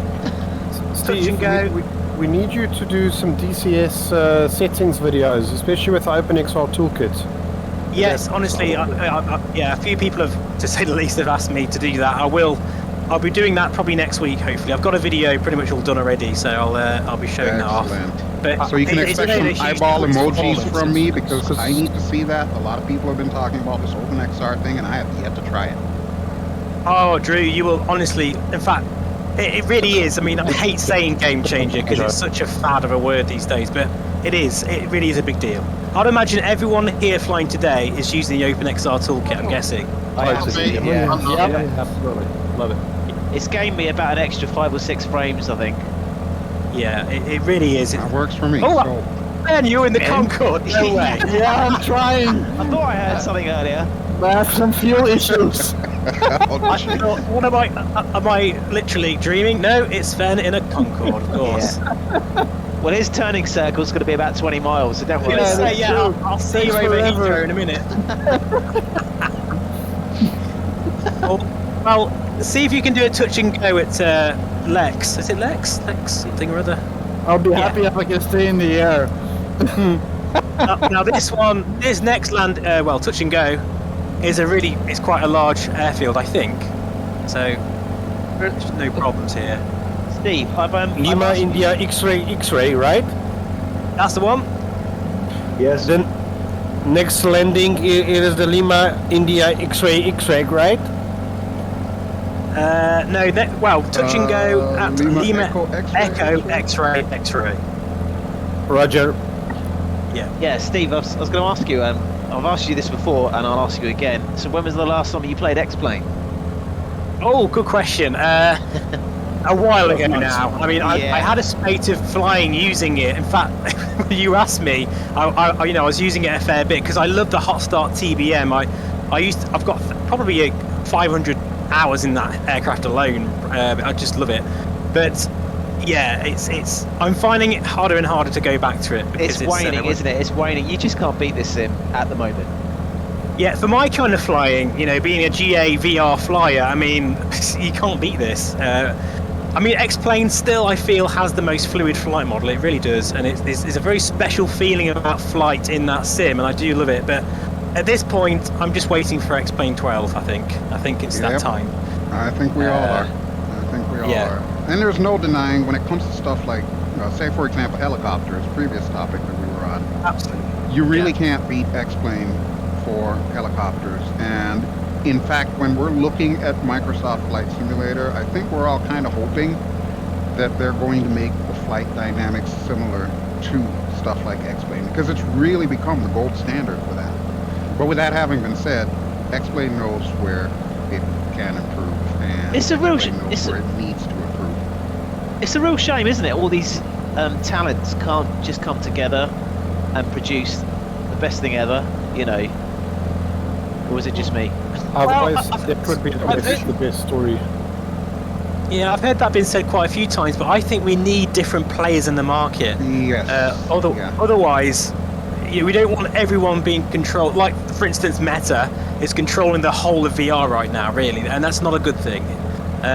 We need more people, more talented developers doing different things. I mean, there's nothing wrong with having different flight sims for different purposes. But I know what you're saying, though. I think this is just such a behemoth of a sim. It's completely changed the rule book, really, and rewritten what we, perceive as a flying experience. And I think X-Plane, they are listening, and I think that their gold standard is always going to be flight dynamics. And they've got customers that they're far more interested in than us flight simmers. But at the same time, I think they are. It's good because it's making them work harder, and that's what we need. Yeah. But it's such a small workforce, though, isn't it, Steve? Yeah, I think there are 30 or less people employed. So they're kind of behind the 8 ball on that. Steve, I would like to ask what you are doing now. Or any actions for community, Microsoft community. It is the full-time job, or it is the still hobby? Oh no! I'm just doing it as a bit of a laugh, to be honest. just as a hobby, and just to engage with the community. I just love doing it. But I've got. Are you asking whether I'm doing it as a full-time job? YouTube? Is that what you mean? Yeah. Yeah. No. By the way, thank you very much for all any actions we did and do and will do. Thank you. My pleasure, my friend. Honestly, it's moments like this where we're flying together that I remember how much I love doing this, because I've kind of sometimes you kind of think I can't be bothered to make another video, and then you kind of lose the interest. But then I remember why I love doing it so much, and it's just because I just love sharing. The only reason why I started my channel was because I had to shout about it. I had to shout about the fact that VR and flying is such an amazing experience that, my friends and family think I'm all crazy because you are. Don't worry, man. I get the same thing. There's not that many friends that love VR like I do. In fact, Dave is in this group somewhere. I think you're here somewhere, Dave. Are you? Yep, I made it eventually. Hello. But there's not many. There isn't many people, is there, really, Dave, that we know that we can talk to about VR the way. I missed the airstrip. No, there aren't. So that's what started it off for me, really. Yeah. But you're 100% spot on when it comes to that. And this is exactly what it's all about. And that was one of the things that I used to try to impress upon people, especially when you go to stuff like the conventions and whatnot, which obviously we haven't been to a convention for a little while now. But doing this online and watching the community come together and just have fun on a Sunday afternoon, you know, this is really what makes it worthwhile for, you know, people such as ourselves that, you know, create content. I love seeing stuff like this. If you just think about it for a moment, we're getting together from all over the world in VR, flying in this incredible scenery with all these different aircraft, talking like this. It's absolutely mind-blowing, isn't it, really? It is definitely better than worse sex, isn't it? I don't know if we go that far. I have no idea about that life. Oh, David, what did you say? I didn't quite hear you. It's a bit more fun with a butt kick a game or two, and I'm sure you heard. Sorry, I still can't hear you, honest. Oh, the range is open. You need one, Steve. You need a butt kicker too. Yeah, you I was laughing that much, then my tracking's gone now. Thanks for that. Oh, my tracking's gone in my headset now. Oh, is it back? Is it coming back? There we go. I hope you're on autopilot. Nope. Oh boy. Is everyone still on lifetime live weather? Yep. Yeah. Yep. You know, I've been. Is it nice? I might change because I've just been using future clouds. It's getting a bit sunsetty now, but we're getting there. Oh, Here we you know go. what? I'm not on live time. I am on live weather, however. Oh wow! Yeah, you're telling me that's gorgeous, isn't it? Oh, that's much better. I dare say, night and day. Yes. The sun is coming down. Is nice. Okay. Oh yeah, that's beautiful. I think we're going to make a landing at dusk, aren't we, Steve? Yeah, I timed it correctly for that. Honest. Yeah. Yeah, you're right. Totally, man. Right, bit of a 90-degree turn here. I don't know why I put this in, but hey, that's fine. That's all right. I'm used to I know braking why. left. Yeah, I know why, because there's a lovely sort of region of mountains over here that I didn't want to miss out. It was actually quite difficult making this flight plan because I wanted to utilise some of the airfields, but there's not many around here. But hopefully it's I think it's really shown off. I'm looking all over and I see, you know, fallow fields down below. You could land on that. Come on now. After the first one, I think we could land anywhere, to be fair. Exactly my point. As long as there's no cows in the way, you're good. So, as another question, Drew, as a Oculus or Meta user, whatever you want to call it, using the Rift S, are you thinking about, you know, your next VR headset, or are you still quite happy with the Rift S? I mean, the Rift S is starting to get a little long in the tooth, but I don't want to go to Quest only because of the fact that, you know, the whole wireless thing, the USB cable. I'm actually looking more towards something like the Reverb G2. I would love to say that, you know, I'm going to look at your favorite headset. But we both know why I cannot look at that particular headset.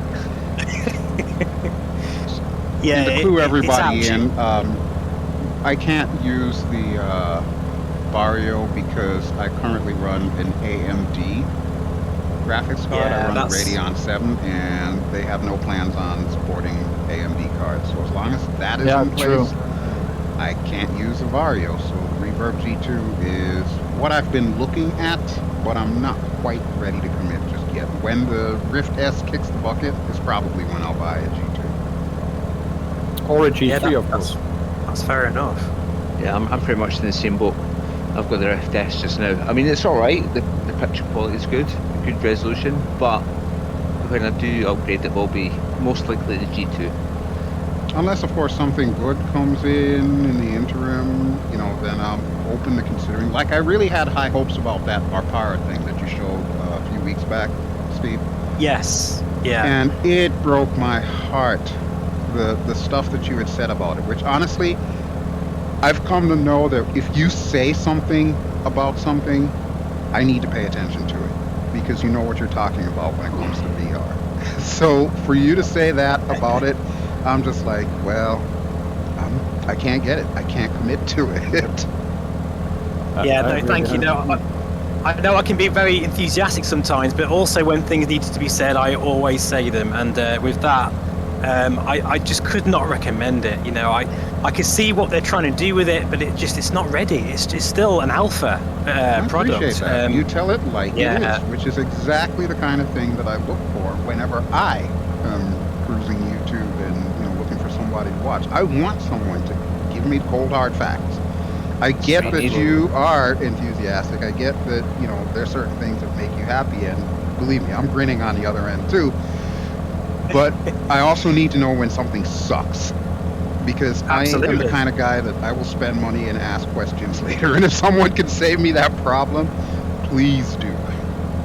It was the same with the Vive Pro 2. HT, I had a massive sort of a conversation with them, although it felt like an interview actually, because they're asking me loads of questions. And then they let me sort of loan this Vive Pro 2, and they were absolutely gutted when I reviewed it, and I was like, sorry, but it's just not there. And I was so, again, I was disappointed, because that could have been so much. It could have been a huge headset for them, a really huge success for them, but it was a lazy product. And I don't know if anyone's got a Vive Pro 2 on the chat on the channel at the moment, but I mean, it's okay, it works fine, but it's just it falls down in too many crucial areas. But with the Apara, my God, no, I really would not recommend that at all, because I mean, the thing just kept breaking on me as well. Like, the software just kept crashing, regardless of all the other stuff. That's a big one with me. I like to have anything that I own last pretty much forever, and if that is not the case, then that's an automatic disqualification as far as I'm concerned. Yeah, you've had the Rift S for 3-4 years. Literally bought it day one, the day that you did. I remember your review. Yeah. In fact, I think you bought that before I bought mine, and it was your review that's persuaded me to get one. I'm sure of it. Yep, that was one of the more popular videos at the time, because at the time nobody else had really gotten it, and everybody was kind of sitting on a fence, because we had the CB1. The CB1 That's right. was okay, because it's all we really knew. So, everyone was waiting to find out, whether or not the Rift S was going to be the CB1 killer. And thankfully, glad to say it was. What? I remember now. It's all come back to me. I think I said to you, no, I'm not going to buy the Rift S. I'm really not. Watched your review, went straight to the shop, bought one. That was it. And I remember that week on the Facebook group, there was just people with pictures showing their Rift S's. Like, I've decided to buy one because of Drew's video. So, yeah, I remember that. You're probably responsible for quite a few people buying that headset. And it's a great headset, I don't think Meta ever gave me any money for that, so I'm feeling some kind of way about that whole thing. Probably about the same way you feel with Vario. They owe you some money big time. Yeah, and the GE2 as well, like the reverb. It's actually quite scary to think how many I've probably sold for them.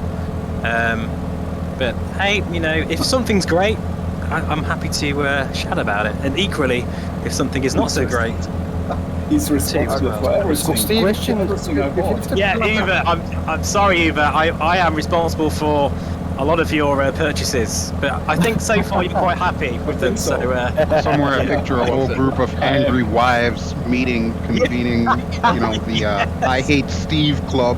I keep having nightmares. Keep thinking that I'm going to have some sort of pitchfork, like it'd be outside my house. There'd be just loads of wives from all over the world, like angry wives with pitchforks and potpourri. You're not that far away, Steve. Just remember. That's true. Yes, that remind me. So, Steve, if you have to pull out your crystal ball, what do you believe is coming in the near future? You think we'll get a Reverb G3? Because I've been very quiet, HP. Well, to be honest, I can't really say too much. I do know some stuff, but there's a lot I don't know. Don't get me wrong, it's not like I know everything, far from it. But I think HP will, I'm sure they're working on the G3. I can't say for certain, but it would be very bizarre if they wasn't, because it's been a huge success for them, the Reverb range. And you know what? I think personally, headsets like the Aero has made the Reverb look better, in my opinion, because there's nothing else out there with that level of clarity for that price. There just isn't.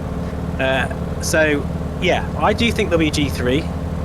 Obviously, the Camry is coming with its pancake lens design, but I'm not so sure about that at the moment. Some of the reviews on the Cambria, from what it looks like it's more of an AR headset than a VR headset in that design. I mean, I saw MRTV came out with with a little bit of an explanation on it, so it doesn't look that much like a VR headset. Yeah, I think some people are kind of waiting for the next big thing, and really, I don't think there's going to be anything that's going to compete against the Aero for a while. I've said this for many months now, and I still feel the same. There's nothing going to be coming out that's going to compete with that level of clarity. I don't even believe the QLED series of headsets are going to compete with the clarity of the Aero at all, and I am concerned about that 12K. Running that, I just can't see it. But I'm gonna be getting one soon to review on the channel. Do you think they're waiting for the 40 series cards to come out, Steve, to marry up with those or not? No, they've already got this headset's already made. It's already there. They're just having to make sure that they can, produce them in bulk. That's the problem, because getting these panels is really hard right now. So, I'm trying to get them. I'm trying to convince them to send me one as soon as possible. But obviously, in fact, they want to do like a YouTube thing where we all go off to China and try it out, but I don't really want to do that. I'd rather just try it in my own home, because then I can be more genuine, rather than being there surrounded by loads of Pimax PR people. Yeah. I'd rather just try it here in my own space, then I can just get to know it better, and that's what I'm hoping for anyway. But Steve, if you could have a that's exactly what they did with Microsoft Flight Simulator with us. Yeah, but in this case, I don't blame you on my that. God, what an experience, Drew, to go all the way to Seattle to do that. I am so jealous, and I will be for the rest of my life. They definitely bought you, Drew, after actually getting a free flight with an instructor. I think they had to have bought you. There's just no ways. Thank goodness you were there. Sorry, go for it, Cribsy. Yeah, no, I was just going to say, if you could have a blank canvas, Steve, and design your perfect headset, what would it be? What would it have? That's a good question, isn't it? That's a very good question. Well, I think an Aero 8KX. To be honest, like, field of view is not something that is so imperative for me like it is with other people. Like, when I'm on my motorbike, the field of view is pretty crap on that, and that's real life. Yeah, but that's a safety aspect to though, isn't it? But I think for me, 120 to 130 degrees field of view is enough. And then pack a really nice high-resolution display, nothing more than about, say, I don't know, between 4K and 6K. We don't need more resolution, we need better optics, we need better lenses.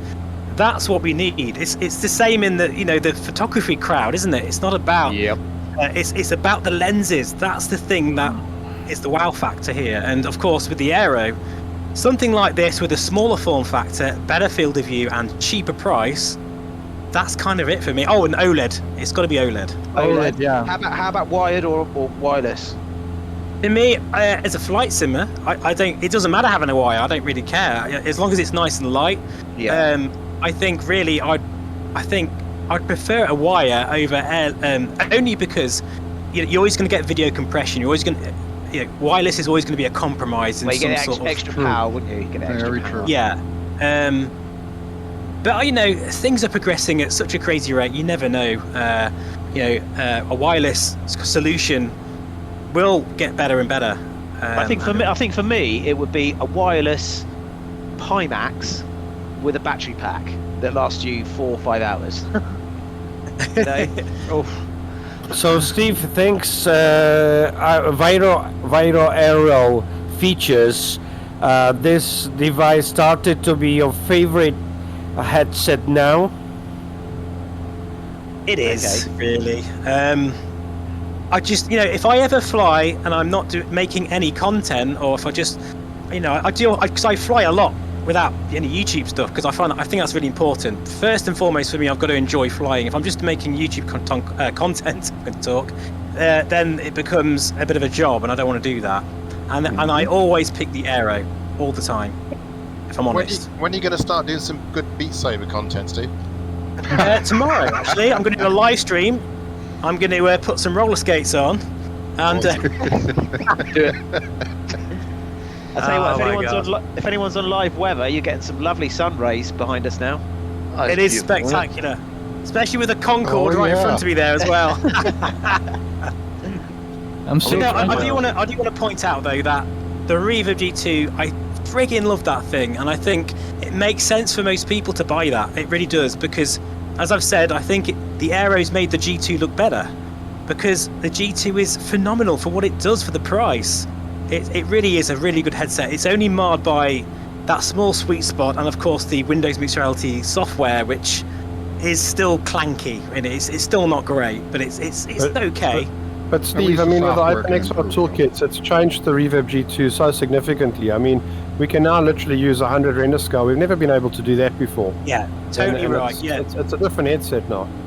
It is. The OpenXR toolkit within our scale and everything, it really is beautiful. It's a great display, and I think, for the price difference, it doesn't translate in terms of, the Aero is so much more money because it's at the cutting edge of technology. That price will come down eventually, and who knows what a G3 might bring as well. So if you're not sure, if you're a bit, just stick with your G2. It's a great headset. Last questions regarding the Viro Aero delivery. Steve, as you know, what is the time for delivery now for any future users? It is for example, 2-3 weeks deliver of mouse. I can answer that. I ordered mine in January, and I contacted Vario, and they said they're just packing out the ones from autumn last year. Wow, really? That's good. Wow. Yeah, I had no idea, to be honest. Yeah, it's quite a delay. Well, it's like anything else, too. I mean, when you've got a new product, you can't expect that, they're going to be Johnny on the spot with delivery. I went through the same exact thing with the Virpil. As you know, Virpil has, over the last year or so, come out with a whole bunch of different products. And initially, if you ordered a Virpil, you were waiting for months before they even got shipped. And now they've actually got it to a point, now that everything has settled down and been out for a while, that you can realistically get anything within 2 weeks. And I predict that's probably going to happen as well with the Vario. It's just a matter of time as they, get their footing. I will say though that Vario have said that the interest in the Aero has been explosive. It's literally been way more than they expected, and that's another reason I wonder why is, honestly, I don't think it's because of me. Actually, in all seriousness, I think a lot of it is because of professional users as well, and people have wanted a headset with this crazy clarity for such a long time.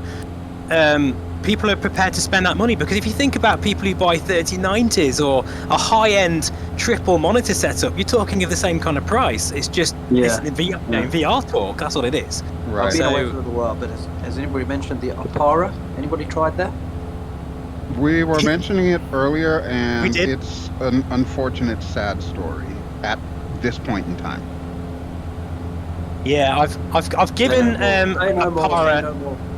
Yeah, I've given loads of feedback. Haven't you all passed the airfield already?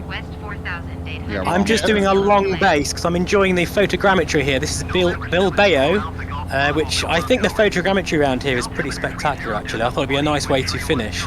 That's beautiful. It always says runway 30, by the way, in case anyone was curious.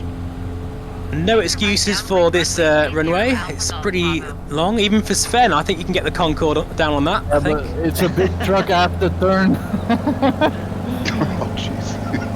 I'd like to give a good shout out to VR Opticians. I ordered the lenses for the Vario, and just over a week later they arrived. I thought that was excellent service. That is good. Yeah, they're really quick. Oh, wow. I was blown away. In fact, too as well. Yeah, I'm wearing the VR optician lenses as well, even though I don't wear glasses. I like them because of the protection lenses, and of course you've got the blue light filter as well. I've got a discount code somewhere, but I'm really crap at promoting it. I don't know what it is, so I'll have to find out. Steve, thank you.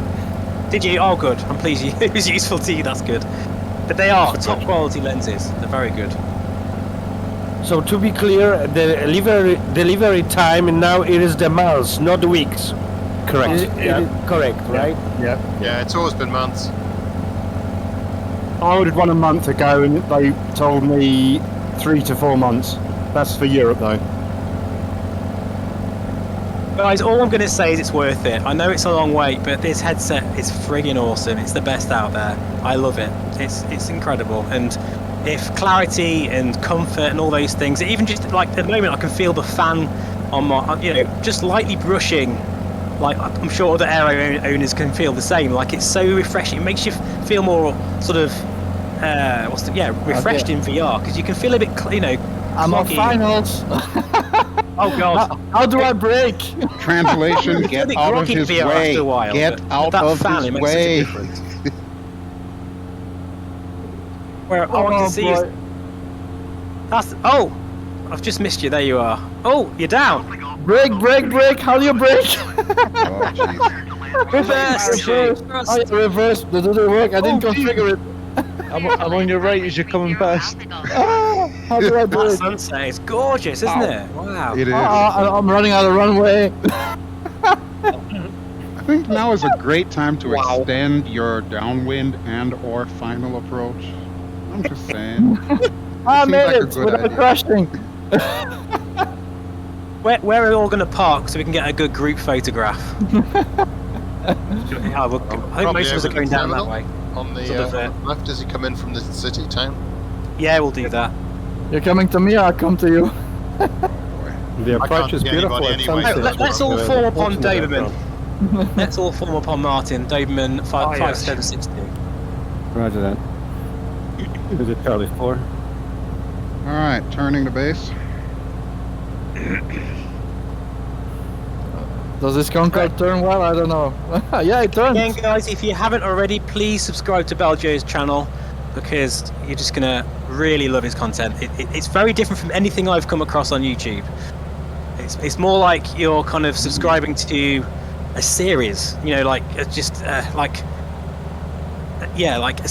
not like normal YouTube content where it's all over dramatized or there for views. It's there just for the passion of whatever your story you're telling, whether it's armor or flying or anything. So yeah, I'd recommend. You mean it's just like yours then? Wow. There you go. No, honestly, it's please subscribe to him because he deserves 50,000 subs. It's not fair. I think you don't really promote your channel enough, to be honest. Ooh, I have a 3 on the threshold of 30. How's that possible? I'm coming over the grass to you people. Oh boy, can a Concorde do that? Yeah, I can hear rattle and shake. Off-roading in a Concorde. Well, what am I saying? Sven's flying. Of course, you can do anything. It can only be Sven. I always take shortcuts. Is it by the books? Sparky No, tuned. but that's okay. But my nose is down. Hey, everything works. We've timed it so well with this sunset. That's fantastic. Yeah, nice one, Steve. Yeah. All right, I do have my lights on, right? Yes. I had to check there. All right, Actually, short beautiful final. airport. I presume we are still live on YouTube. I haven't really checked this time round. Sorry, guys, if anyone's. Hold on. Turn out Be a tonight, heck Steve. of a time to find out if Yeah, you're not. amazing. In fact, what I'll do, I'll just say bye to YouTube now. If anyone's been watching, thank you so much, and I'll see you again very soon. And now I've got to work out how to stop the Okay, stream. close your ears. That's it. We're clear, everyone. You can all Thank start you. swearing now. Thank you very Yes, you much for everybody and Steve, of course. Oh wow, that Concorde is loud. I can hear you, I can't see you. Yeah, where are you? I'm right in front of you. That's really a ghost Concorde. I can hear you, Ghost like you say, but Concorde. Yeah, he just popped into You're not view there. on my screen. Ooh, big alarms going off. That's normal. That's me. Yeah, the last update there's on no the Concorde flames actually this time.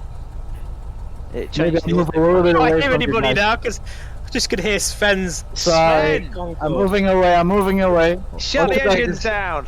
How do you do that? I wish I had some sausages to burn on those afterburners. Yeah, you have to turn them on yet. They're not on. I've closed my window now. Oh, the fumes! My God. The fumes. Okay, now it's full throttle. Oh dear, but brilliant. Oh, it's been fantastic. I'm seeing every one of you guys about 10 feet off the ground. I assume you've got the default airfield. Yes, actually. Yeah, I am. Yep. Yeah. Yep. Okay, shutting down. Well, I can't see anybody. Oh, anywhere. he just disappeared. Nose up, Sven. Nose up. He's gone. Oh, he's gone into the menu, I'm guessing. Don't know. He appeared then disappeared again. How do I think turn for the that thing benefit off? of the As I photo, say- I'm going to have to slew Oh, upwards. yes. Get a photograph if you can, and I'll post that on the community tab. Yeah. All right. I am taxiing Thanks in. for that. I cannot see a Concorde. That's okay. I'm probably not missing much. I'm turning all the buttons off at the moment. Oh, brilliant! Right, I'm gonna take the dogs for a walk before it gets too dark. Is it dark outside yet? Oh no, it's not too bad. Brilliant. It's not far off this scene. not in actually. my They're not world. far from my timeline, are they? Yeah, it's about the same actually. The engines are off now. Everybody can hear again. Sorry for that. Okay, thanks, Steve. That was great tonight. Thanks, No, Steve. absolute That pleasure. was Thank you so much Thanks, for. Steve. Oh, it was Thank great. I you. really enjoyed it, and again, thank you to Drew for coming for this sort of special, as being a special guest. I do appreciate that. My pleasure. Thank you thanks, for Drew. inviting me. I had an awesome time. I don't do this nearly often enough. I really need Me to. neither. Me neither. I always forget how much I enjoy it when I do it. We should do this every week, Just a case of time, really. Pretty much, yeah. Oh, Sven's appeared again.